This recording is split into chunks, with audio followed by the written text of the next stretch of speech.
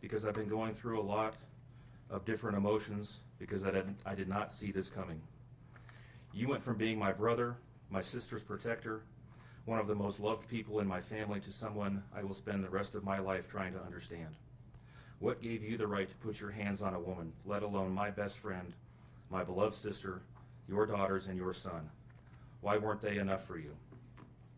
In the blink of an eye, you took away my whole world, the people that mattered to me the most. Everything in my life I loved, your children. They trusted you. They loved you. They looked up to you because you promised to keep them safe. Instead, you turned on your family. My blood is boiling as I write these last words because they are the last you will ever hear from me. I can't even think of the right words to describe the betrayal and the hate I feel. And to be honest, you aren't even worth the time and effort it takes to put my pen to this paper. There isn't a day that goes by that I don't cry for my family. They were my whole world. All I do is ask myself why. Why would you do this? You don't deserve to be called a man. What kind of person slaughters the people that love them the most? Did you really think you would get away with this? Did you really think that this was your best option, to throw away your family like they were garbage?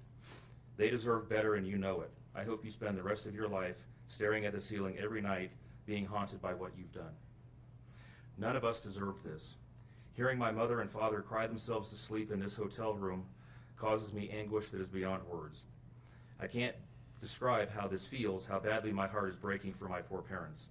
We trusted you. You have taken away my family from this earth, but you can never take them from my heart. You took away my privilege of being an uncle to the most precious little girls I've ever known. I will never hear the words Uncle Frankie again, but you will never be called Dad again either. You'll never be able to put your hands on another woman, let alone my best friend, my beloved sister, and your son. I just can't comprehend how they weren't enough for you. Shanann, Bella, and Cece loved you more than anyone. You were their hero. How could you destroy the people who loved them the most? I pray that you never have a moment's peace or a good night's rest in the cage you'll spend every day of your life in. A cage you are privileged to live in because my family isn't evil like you. We begged the district attorney to spare your life because despite everything, we believe that no one has the right to take the life of another, even someone like you. I feel sorry for your family. I know the pain that they must feel knowing that they can't hug you, because that's how my mother, father, and I feel every time we cry for our family. Nothing hurts more than watching or hearing my family weep for their loved ones. I just wish that I could tell that you would tell the truth, but I know that that is asking for more than you are capable of. I stayed up all night writing this statement. I don't sleep because of you. My life will never be the same because of you, but at least my conscience is clear. I get to live free, but I can't say the same for you. I haven't slept in 2 days because I've been anxiously waiting for this moment, the moment I get to tell you how I feel, how this has affected my family and I. My family and I can finally grieve after today. If anything, we will come out of this stronger today than we were before, and we will continue to pray for your family. Sincerely, Frankie Rusick. Welcome to Dark Matters, True Crime, the channel where every case drags you deeper into the unknown. Hit that subscribe button and join us as we explore the darkest corners of the human mind. The day the police knocked on my door, I already knew something was wrong. The air felt heavier, like the world itself had stopped breathing. They said my brother's wife, my best friend, Shanann, was missing, along with their 2 little girls. My heart dropped. Missing? That word didn't fit Shanann. She was organized, loving, protective. She didn't just disappear. Chris told everyone she left. Took the girls, needed space. But something about his voice didn't sound right. It was too steady, too rehearsed. I looked into his eyes, searching for the brother I grew up with. The boy who used to laugh, who used to care. But what I saw instead was emptiness. As hours turned to days, hope twisted into dread. The police searched, neighbors whispered, and the cameras captured every moment. Then the truth broke. Shanann was gone. The girls were gone. And the monster behind it all was my own brother. I can still hear his confession echoing in my mind, breaking me in ways words can't describe. He didn't just take a life, he destroyed an entire world. Shanann wasn't just my sister-in-law. She was my closest friend, the one who believed in people, even when they didn't deserve it. I keep asking myself, over and over, how did I miss it? How did I not protect her from him? Now, every time I close my eyes, I see her smile. Every time I breathe, I feel the weight of guilt pressing down. I lost my brother that day. But worse, I lost the best person I ever knew. If this story stays with you, like, share, and subscribe to Dark Matters True Crime, because some truths should never be forgotten. Growing up, Chris was quiet. He was the kind of brother who never raised his voice, never broke a rule, never showed anger. People called him the nice guy, the one who would do anything for anyone. I believed that too for most of my life. When he met Shanann, and I remember thinking he'd finally found someone who brought him to life. She was vibrant, strong, and kind-hearted. Everything he wasn't, but everything he needed. She made him smile in a way I hadn't seen before. Watching them together, I thought they'd be unstoppable. They built a home, had 2 beautiful daughters, and were expecting another baby. It looked perfect, too perfect. Come here.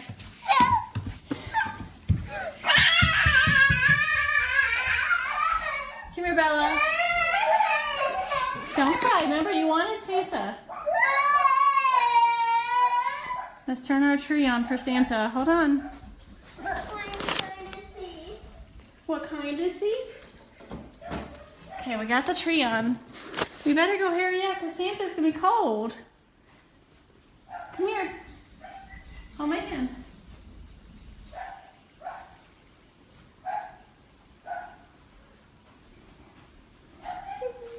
Come here, Bella.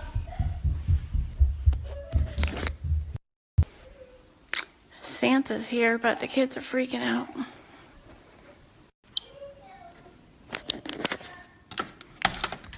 Hey, Santa, where's your phone? In the garage? I wanted it. Oh. Santa, you gained some weight this year. Come on, Santa.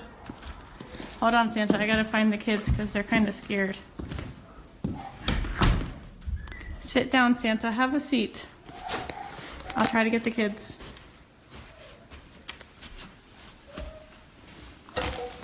Ho, ho, ho. Here, Santa. Yes. Where's the phone?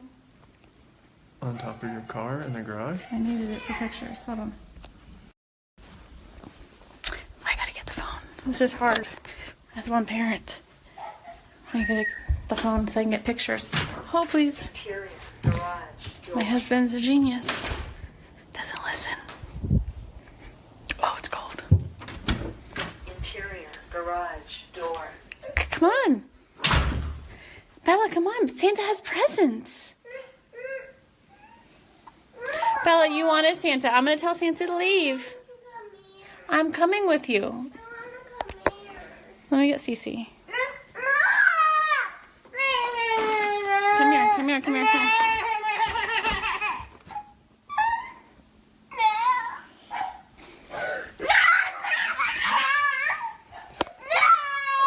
Bella, just you and me. Bella, just you and me. Come on, just you and me.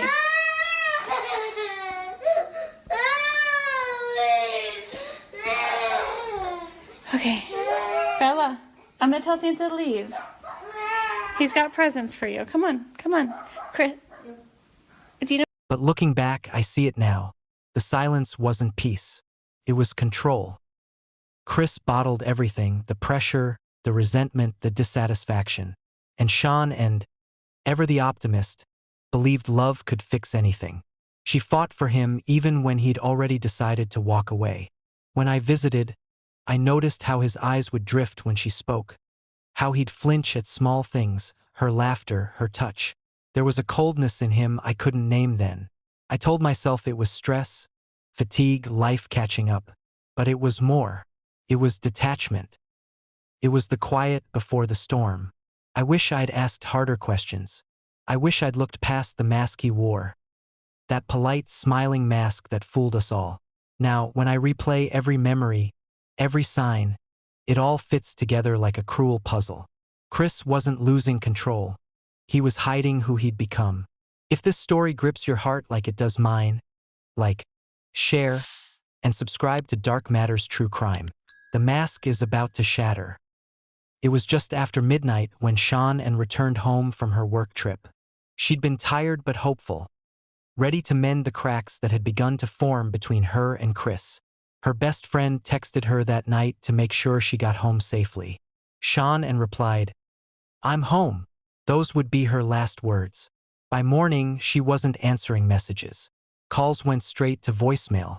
Her car sat in the garage. Her shoes, her purse, her phone, all still inside. Her friend Nicole felt it immediately. Something was terribly wrong. She called the police, setting into motion a chain of events that would unravel every lie my brother had tried to weave. When officers arrived, Chris met them at the door, calm, too calm. He said Shanann and took the girls to a friend's house. He even invited them in, showing them around the spotless home. On the outside, everything seemed normal. But on the inside, something was missing: warmth, life, truth. The police body cameras caught it all. The nervous pacing, the forced small talk, the hollow eyes. When I saw that footage later, it chilled me. That wasn't my brother. That was a stranger wearing his face. Hours later, when the news broke that Shanann and the girls were missing, I felt a hole open inside me. I wanted to believe Chris. I needed to believe him. But deep down, something inside whispered the unthinkable, that he knew exactly where they were. That night, our family's world collapsed. We just didn't know it yet. For 2 long days, my brother stood in front of cameras, pleading for his family's return. His face blank, his voice steady. He said he just wanted Shanann and the girls home. Right now around your house? Right now it's got K9 units, the sheriff's department. Everybody's like they're doing their best right now to figure out like if they can get a scent, see where they went. If they went on foot, they went in a car, they went somewhere. And right now it's just like they've been on point. They're going through the house trying to get a scent, and hopefully they can pick something up to where it's going to lead to something. What happened? Your wife came home. Tell me what's. She came home from the airport 2 a.m. and I left around 5:15. She was still here, and like about 12:10 in that afternoon, her friend Nicole showed up at the door. Like I had texted Shanann a few times that day, called her, say but she never got back to me. But she wasn't getting back to any of her people as well, and that's what really concerned a lot of people. Is like if she's not getting back to her, like if she doesn't get back to me, that's fine. Like she gets busy during the day, but she didn't get back to her people, which was very concerning. And Nicole called me when she was at the door, and that's when I came home, and then walked in the house, and nothing was vanished. Nothing was here. I mean, she wasn't here. The kids weren't here. Nobody was here. What's your wife's name? Shanann, Shanann. What's your kids? Bella and Celeste. How do you spell Celeste? Celeste. How old are your daughters? 4. Bella's 4. Celeste is 3. And so, how many times did you try calling her? I called her 3 times, texted her about 3 times just to say, what's going on. Like because after I called her and texted her once, it's like maybe she was just busy. Like she had just gotten back. Like everybody's probably calling her from her trip. She just got back from Arizona, and I figured she was just busy. But when her friend showed up, that's what it was like. It registered like, all right, this isn't right. Do you think she just took off? Do you think? I mean, right now I don't even want to just like throw anything out there. Like I hope that she's somewhere safe right. But behind that calm facade, detectives were already pulling at the loose threads of his story. They found his contradictions. The timing didn't match. The details kept shifting. Every word he spoke sounded more rehearsed than the last. His coworkers said he'd been unusually quiet. His phone records revealed hidden calls. And then there was the neighbor's security footage, showing Chris backing his truck into the driveway early that morning, loading it with something heavy before driving off. When I saw that clip, my heart stopped. I told myself there had to be another explanation. Tools, equipment, anything but what it truly was. But deep down, the truth was clawing its way to the surface. Detectives brought Chris in for questioning. They confronted him with the evidence, with the inconsistencies. Still, he denied it until the pressure broke. He said he'd snapped, that they were gone because of him. It wasn't a moment of rage. It was a decision. Cold, planned, final. Hearing that confession shattered me. I couldn't reconcile the man sitting in that interrogation room with the brother I grew up with. He wasn't crying because of what he'd done. He was crying because he'd been caught. We just can't figure out why there's two Chris's, okay? We talked about that last night. Yes. We just can't figure it out. There's a Chris, okay? If somebody asked me my kid's child routine, I would say, I don't know, go ask their mom. That's the truth, right? And so it is very surprising to me, and it warms my heart that you're the type of dad who can pack a bag in the morning and you know just what to put in there, and you know just what to put in there as a backup in case they have an accident, okay? You know what the clothes to put in there, you know what they have for breakfast, you know what they have for a snack and a dinner and a nighttime snack. You can tell me the book you read to your daughters, okay? I know you love them, and you're not faking that, are you? That's real, okay? There's a lot of guys who come in here and try to tell me that, and I know they're lying, okay? Because they can't answer those questions that you can answer, okay? But you are here today lying about something else. So we need to talk about that, okay? I cheated on her. I know. And this is very good. Keep I'm not proud of it. Like, I didn't think anything like that could happen. I didn't think I'd ever do it, but I did. I know. Keep going. And she accused me of it. I denied it. I cheated on her, and I feel horrible for it. Like, she was pregnant, and it was, I don't want to, I didn't hurt her. I cheated on her. I hurt her emotionally. I cheated on her. And I feel absolutely horrible about this, but that's what I've been holding. When I didn't go to the Rocky game, I was with her. Okay. I went to dinner with her. Okay. Keep going. That 5 weeks I was alone, I was with her most of the time. Okay. You're doing a good job. This is the Chris that I knew would come out today. This is the Chris who tells the truth, because you're a truth teller. When I tell you I fell out of love, it's because I fell in love with her. Absolutely. Okay? I mean, that's God's honest truth. Okay. Who is her? So I don't want to get her involved in this. I don't want to ruin her life. Like, if something like this, I don't want her involved in this. Okay. So can we talk about that a little bit? Yes.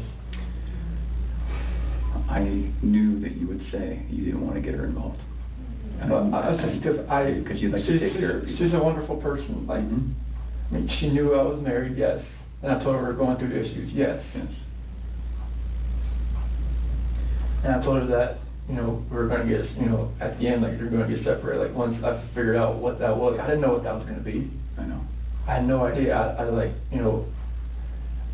I saw her, took my breath away, and I'd never thought in a million years that could happen. I know. I know you're thinking of a figure, but it was, I never felt that way about anybody in my lifetime. Mm-hmm. Chris, that's not your fault, man. No, I'm just, Can we do this? I know you want. Shanann was gone. Bella and Celeste gone. 3 innocent lives erased by the one person meant to protect them. And I, his brother, am left with a lifetime of questions that no justice can answer. If you're still listening, like, share, and subscribe to Dark Matters True Crime, because this darkness hasn't reached its end yet. The search ended in a field of silence, the kind of place where the wind carries secrets no one wants to hear. It was an oil site miles from town where Chris worked. He led detectives there himself, the mask finally gone, his face pale and expressionless. They found Shanann first, buried in a shallow grave, her wedding ring still on her finger, a symbol of the love she never stopped fighting for. Nearby, in separate oil tanks, they found Bella and Celeste. 2 little girls who trusted their father completely, who never saw the monster hiding behind his smile. The details of what he did that night are too dark, too cruel to repeat. It was not a crime of passion. It was annihilation, the destruction of a family by the one person who should have died before harming them. When I heard what he'd done, I fell to my knees, couldn't breathe. My brother, my own blood, had taken away the woman who was like a sister to me, and 2 children who called me Uncle Kevin. I kept asking why. But there is no answer that makes sense when evil wears a familiar face. The media exploded. The world watched every second, dissecting his interviews, his fake tears, his every lie. People called him a monster, and they were right. But to me, it was even worse because monsters aren't supposed to be people you once loved. Now, when I visit their graves, the silence feels heavier than the air. 3 names carved in stone. 1 name left off, the one who caused it all. After the murders, Chris tried to live as though nothing had happened. He texted friends, went to work, even chatted with neighbors while the bodies of his wife and children lay hidden where he'd left them. Every word, every action, was part of a sick performance. A desperate attempt to appear normal while the walls of truth were closing in. He deleted messages, called Shanann's phone just to make it look like he was searching. He told police they'd had an emotional conversation, that she'd taken the girls to a friend's house. Lies layered over lies, each one thinner than the last. But no lie can hold forever. The investigators noticed everything. The neighbor's security footage, the GPS logs from his truck, the scent dogs that traced Shanann's smell only inside the house, never beyond. And then his phone data. Every move, every message, every search. It all betrayed him. While the world was praying for the missing Watts family, Chris was texting his mistress, planning a new life. The evidence piled up faster than his excuses could cover. The truth became too loud to silence. I watched the interviews again and again. The smirk he tried to hide, the flat tone, the emptiness. That wasn't shock or grief. It was calculation. Watching him lie to the world was like watching a stranger wearing my brother's face. When they finally arrested him, I didn't feel relief. Just a hollow ache.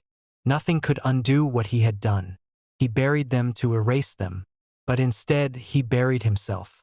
If this story chills you as much as it still haunts me, like, share, and subscribe to Dark Matters True Crime, because truth, no matter how dark, always finds its way to the surface. The courtroom was packed, the air thick with tension and grief. The world watched as Chris Watts sat silently, staring straight ahead, the man who had taken everything from me and countless others now facing the consequences. His defense tried to spin a story, claiming a moment of rage, a temporary lapse in judgment. But the evidence was relentless, unyielding, the bodies, the confessions, the digital footprints, and the lies that crumbled under scrutiny. Shanann's family and friends filled the seats, their faces pale, eyes rimmed with red. Every detail of that tragic night was laid bare. The planning, the cover-up, the betrayal. The gravity of his actions sank like a stone into the hearts of everyone in the room. When Chris entered his plea, it was chilling in its simplicity. He admitted to everything, every lie, every cruel act, every life taken. The courtroom seemed to shudder under the weight of his confession. It was a small mercy. The truth finally emerged, but it could never bring Shanann or the girls back. The sentencing was swift. Life without parole, consecutive terms, no chance of freedom. Justice, in its starkest form, had been served. But even as the gavel fell, the echoes of loss lingered. The legal system could punish him, but it could not heal the fractures in our hearts, our family, or our community. I sat there, my hands shaking, thinking of Shanann's smile, Bella's laughter, Celeste's tiny hugs. Nothing could replace them. And yet, in that courtroom, I felt the smallest flicker of closure. The day the truth came out, our small Colorado town changed forever. Friends, neighbors, and even strangers grieved alongside us, trying to make sense of a horror that seemed impossible. Shanann's laughter, once so familiar, was now a memory frozen in time. Bella and Celeste's innocence had been stolen before it could fully bloom. Family gatherings became hushed, filled with sorrow and disbelief. Every corner of the home we shared with them now echoed with absence. My parents struggled to reconcile the son they raised with the man who had destroyed so much. I struggled too, haunted by guilt, anger, and a relentless question. Could I have seen it sooner? Could I have protected her? The community rallied around the daughter's memory, holding vigils, leaving flowers, and sharing stories of the lives cut short. People donated to charities in their names, trying to transform grief into meaning. But no gesture could fill the void Chris had left behind. I still walk past their favorite spots, imagining the little voices that once filled them. Friends of Shanann and sent letters and photos, keeping her memory alive. And every time I see those smiles frozen in photographs, I remember the life she fought to protect, the joy she brought, and the betrayal she never deserved. Grief became a shared experience, binding us in sorrow, but also reminding us of the fragility of trust and the darkness that can hide behind the ones we love most. If this story has touched you, like, share, and subscribe to Dark Matters True Crime, because remembering them is how we fight the darkness. The question that haunts me and should haunt all of us is this: how well do we really know the people we call family?